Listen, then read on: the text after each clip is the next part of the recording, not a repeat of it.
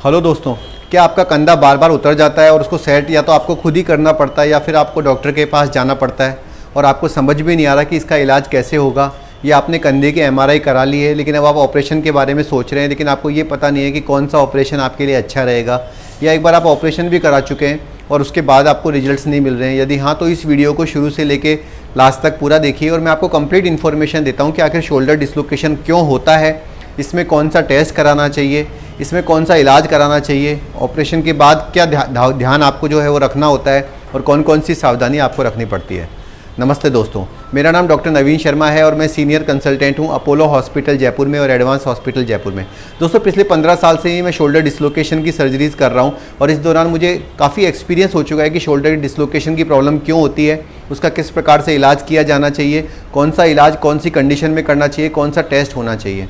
Shoulder dislocation एक बहुत ही सामान्य समस्या है। शोल्डर डिसलोकेशन की शुरुआत तब होती है जब या तो आप कोई चीज़ फेंक रहे होते हैं और आपका कंधा उतर जाता है, या क्रिकेट कबड्डी खेल रहे होते हैं उस वक्त कंधा उतर जाता है। तो इसमें पेशेंट को एकदम से तेज़ दर्द होता है और अपने कंधे को हिलाना डुलाना भी उसके लिए बहुत मुश्किल हो जाता है। जब वो जाता है और एक्सरे कराता है तो उसे डिसलोकेशन के बारे में पता चलता है। कभी कभी तो पेशेंट खुद ही खींचतानी करके अपने कंधे को बिठा लेता है, लेकिन कई बार उसको डॉक्टर के पास जाना पड़ता है और कई बार एनेस्थीसिया देकर भी आपको कंधे को सेट कराना पड़ता है। दोस्तों, शोल्डर डिसलोकेशन एक ऐसी प्रॉब्लम है जिसका सब जगह प्रॉपर इन्फॉर्मेशन अवेलेबल नहीं है।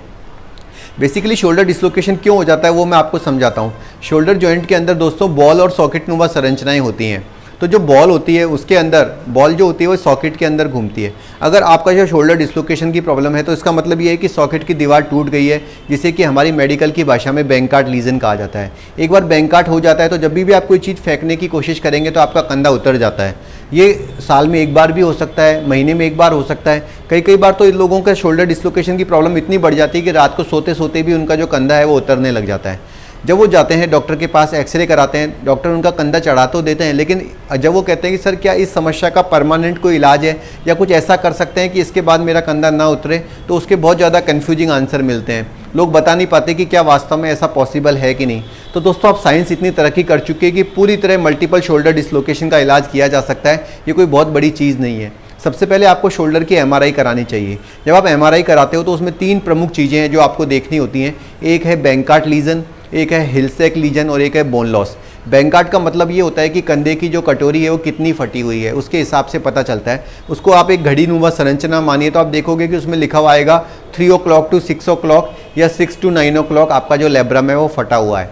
दूसरा प्रॉब्लम जो आपको एमआरआई में देखने को मिलेगा वो है हिलसैक लीजन, यानी कि कंधे की जो हड्डी है उसमें खड्डा हो गया है। और तीसरा है बोन लॉस। लगातार जब बार बार शोल्डर डिसलोकेशन होता है तो ग्लिनोइड का जो बोन है वो ख़त्म होता जाता है, जिससे कि बोन लॉस कहते हैं। 5%, 10% से लेकर 30 से 40% बोन लॉस आपका रिपोर्ट में लिखा हुआ हो सकता है। दोस्तों, जब एमआरआई की आप डीप स्टडी करते हैं और आपको पता चल जाता है कि आपके शोल्डर डिसलोकेशन है, साथ में बैंकार्ड है, हिलसैक है और बोन लॉस है, तो फिर आपकी जो आगे की तैयारी है वो है कि ऑपरेशन के द्वारा इसका इलाज पॉसिबल है। ऑपरेशन 2 तरीके के हो सकते हैं दोस्तों। एक होता है आर्थ्रोस्कोपिक ऑपरेशन और दूसरा है लेटार्जेट ऑपरेशन। आर्थ्रोस्कोपी ऑपरेशन उन लोगों के लिए अच्छा रहता है जबकि आपका कंधा 2 या 3 बार ही उतरा हो, आपको आगे जाके कोई हाई डिमांड काम नहीं करना हो। जैसे कि आप बैंक में कैशियर हो सकते हैं, डॉक्टर हो सकते हैं, अकाउंटेंट हो सकते हैं। ऐसे लोगों को बहुत ज़्यादा ताकत का कोई काम नहीं करना होता, तो ऐसे लोग आर्थ्रोस्कोपी सर्जरी करवा सकते हैं।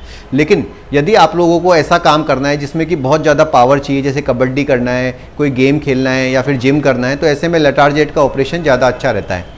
आर्थ्रोस्कोपिक बैंकार्ड ऑपरेशन दोस्तों, जैसा कि मैंने बताया कि अगर आपको कम पावर चाहिए तो आर्थ्रोस्कोपी से आप करा सकते हैं। इसमें किसी प्रकार की कोई चीरा फाड़ी नहीं होती। हम जो एंकर यूज़ करते हैं उसे स्पेशली ऑल सूचर एंकर कहा जाता है। जब आप एक्सरे कराते हैं तो एक्सरे में कोई एंकर नज़र नहीं आता और 3 से 4 महीने में आप पूरी तरह फिट होकर अपने सारे काम कर सकते हैं।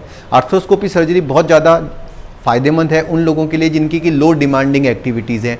अगर आप फीमेल पेशेंट हैं या फिर आप यंग गर्ल हैं या तो फिर आप मेल हैं लेकिन लो डिमांड है, तो आपका आर्थ्रोस्कोपिक रिपेयर किया जा सकता है। लेकिन अगर आपके बोन लॉस बहुत ज़्यादा है, यदि आप मेल हैं या फिर आप कुश्ती या किसी स्पोर्ट्स में हैं तो डोमिनेटिंग काम करते हैं, तो ऐसे में तो लेटार्जेट ऑपरेशन आपको कराना चाहिए। काफ़ी सारे लोग कंफ्यूज हो जाते हैं कि सर लेटार्जेट ऑपरेशन क्या है। लेटार्जेट दोस्तों दुनिया का सबसे एडवांस ऑपरेशन है शोल्डर का, और अमेरिका और यूरोप में तो ज़्यादातर लेटार्जेट ऑपरेशन ही किया जाता है।